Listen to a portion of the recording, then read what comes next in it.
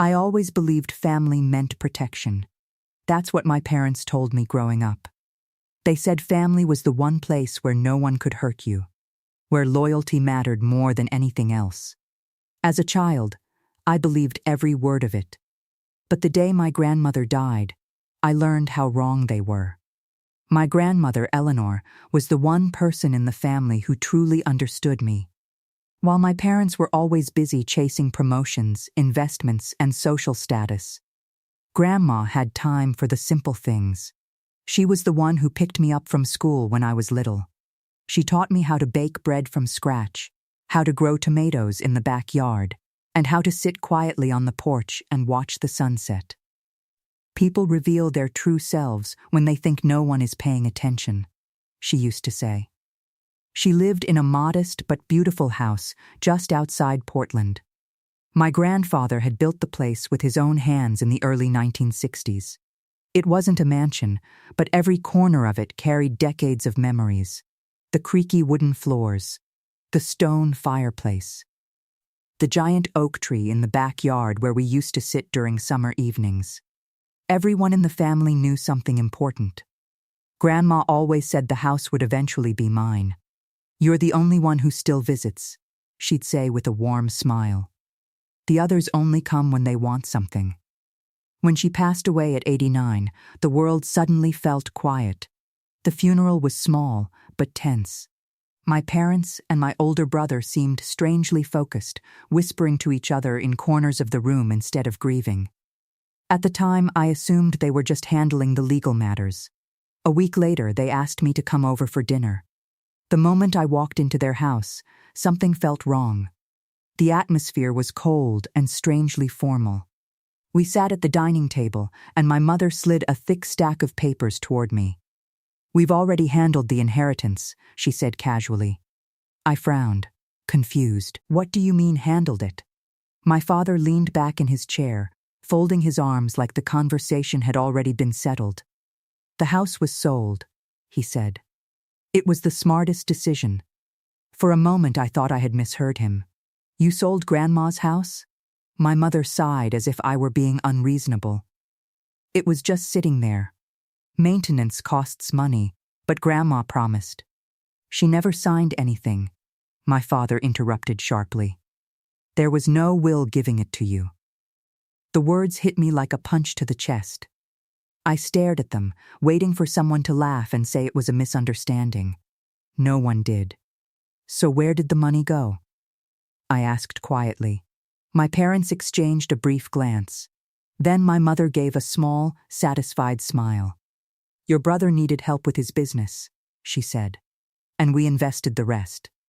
It benefits the entire family." The entire family. Except me. My throat tightened. "You knew she wanted me to have it," my father shrugged. "Life isn't about what people want. It's about what's practical, Tare." I suddenly understood everything. They hadn't just sold the house.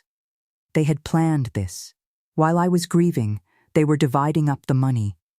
That night, I couldn't sleep. My mind kept replaying every moment I had spent in that house with Grandma. Finally, around midnight, I got in my car and drove there. I told myself it would be the last time. The neighborhood was quiet when I arrived. The streetlights cast long shadows across the lawns, and the familiar shape of the house stood at the end of the driveway. But something was different. A large construction truck was parked in front of the yard. Bright work lights illuminated the property.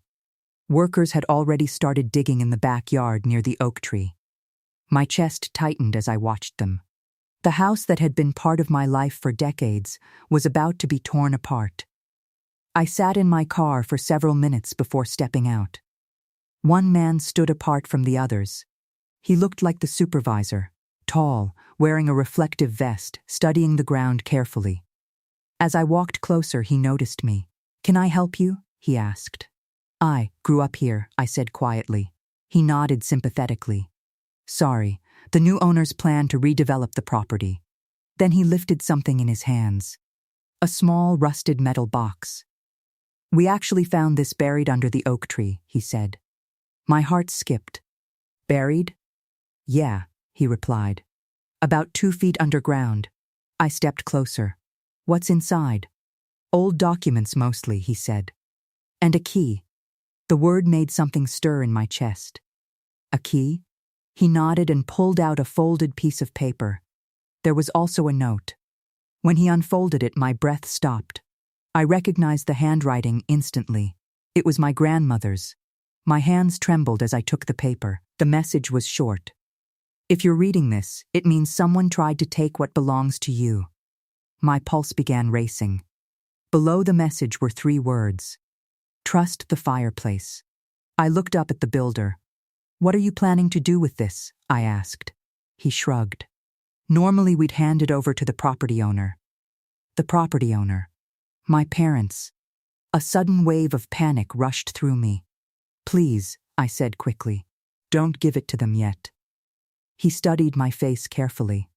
For a moment I thought he might refuse. But finally, he nodded slowly. You've got until tomorrow morning. That night, I returned to the house. And what I found behind my grandmother's fireplace would change everything. The house felt different when I entered that night. Empty. Silent. Almost like it knew the end was coming. The familiar scent of old wood and lavender still lingered in the air. For a moment, standing in the living room, I could almost imagine my grandmother sitting in her rocking chair near the window, knitting quietly while the evening news played softly on the television. But the chair was empty. Dust already coated the furniture, and the rooms echoed when I walked. I forced myself to focus. The note replayed in my mind. Trust the fireplace. The fireplace had always been the heart of the house. My grandfather had built it himself using heavy gray stones he hauled from a nearby quarry decades ago. Every winter we would sit in front of it while the fire crackled, listening to my grandmother tell stories about the past. Now it looked like nothing more than an ordinary stone wall. I crouched down and ran my hand across the bricks, searching for anything unusual. At first, nothing stood out, just cold stone. Then my fingers brushed against one brick that felt slightly loose. My heart began to pound. Carefully, I pulled on the brick. It slid out with surprising ease. Behind it, hidden deep in the wall, was a small metal latch. I stared at it in disbelief. My grandmother had built a secret compartment into the fireplace. My hands trembled as I pushed the latch. A faint click echoed inside the wall. Then, slowly, a narrow section of the fireplace shifted open. Dust fell from the edges as a hidden panel revealed a small metal safe tucked behind the stone. For several seconds I simply stared at it. Grandma had kept a secret all these years. I reached into my pocket and pulled out the key from the metal box. My heart was beating so hard, I could hear it. The key slid into the safe perfectly. I turned it. The lock opened with a soft metallic click. Inside the safe were stacks of neatly organized documents, old envelopes, folders, certificates. At first they didn't make sense, but as I began flipping through them, my breathing slowed. Then suddenly stopped. Property deeds, investment records, savings bonds, stock certificates. Decades of financial documents carefully preserved and organized. My grandmother had been investing quietly for years, maybe even decades. Each page revealed another account, another asset, another piece of a hidden fortune. At the bottom of the safe was a sealed envelope with my name written in her handwriting. I opened it carefully. My dear child, the letter began. I always knew you were the one person in this family who valued love more than money. My throat tightened as I continued reading. I also knew that when I was gone, the others might try to take advantage of the situation. My hands started shaking again. That is why I made sure to protect what truly matters. Attached to the letter were several official trust documents. The numbers printed on the pages made my head spin. Over the years, my grandmother had accumulated investments totaling nearly $1.9 million. Stocks, land holdings, certificates of deposit. all placed into a private trust she had quietly built over time. And according to the legal documents, there was only one beneficiary: me. I leaned back against the wall, trying to absorb what I was seeing. My parents had believed they won when they sold the house. But the house was never the real inheritance. My grandmother had hidden the true legacy where no one would ever think to look. Except the one person she trusted. But there was still one final paragraph in the letter. If they take the house, let them believe they have won. I read the line twice, then 3 times. My grandmother hadn't just protected the money, she had anticipated exactly what my parents would do, and she had left the final move to me. The next morning I met the builder again. His name was Daniel. We stood near the edge of the property while construction crews prepared their equipment nearby. The morning sun was rising over the neighborhood, casting long shadows across the yard where the old oak tree still stood. I handed him the documents from the safe. At first he thought they were just more old records. But as he started reading, his eyebrows slowly rose. "Wait," he said. "Are you serious?" I nodded. The house was never the real inheritance. He flipped through the trust papers again, carefully this time. These assets, they're worth nearly $2 million. 1.9, I said quietly. Daniel leaned against the side of his truck, stunned. "And all of it legally belongs to you?" "Yes." The trust documents were clear and airtight. My grandmother had set everything up years earlier with a reputable law firm. The assets were protected, and the ownership had transferred to me automatically upon her death. But there was something even more important hidden in the paperwork. A clause stating that the contents of the fireplace safe and its financial holdings were never included as part of the property itself. Which meant when my parents sold the house, they sold something that wasn't entirely theirs to sell. Daniel slowly shook his head. "Your parents have no idea what they've done. I think they thought the house was everything." He gave a small laugh of disbelief. "They might want to call a lawyer. I already did." Within a week, everything exploded.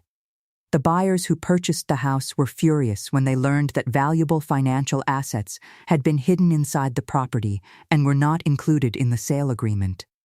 Their legal team demanded answers. Meanwhile, my lawyer presented the trust documentation. The news hit my parents like a bomb. Suddenly they were receiving legal notices, phone calls, and formal complaints from multiple sides. The buyers wanted compensation. The lawyers wanted clarification. And the courts wanted documentation. My parents started calling me constantly. At first it was confusion, then anger, then panic. My phone filled with messages from my mother. "Call us immediately. This is getting out of control. You need to fix this." Then came the emotional ones. "We're family. We can work this out." But I never answered. Because for the first time in my life, I understood exactly what my grandmother had meant. Justice didn't require shouting or revenge. It required patience. Months later, the case finally reached a conclusion. The court ruled that the trust was valid. The assets in the safe belonged entirely to me. And because the property had been sold without properly disclosing the hidden assets, my parents were forced into a costly legal settlement with the buyers. In trying to take everything, they had created a financial disaster for themselves. When it was all over, I returned to the neighborhood one last time. The house was gone. The construction crews had already cleared the land, and a new building was beginning to rise where my childhood home once stood. But the oak tree was still there. I walked over and stood beneath its branches, remembering the countless afternoons I had spent there with my grandmother. For the first time since her death, I felt something close to peace. She had known exactly what she was doing. She knew who I was. And she knew who they were.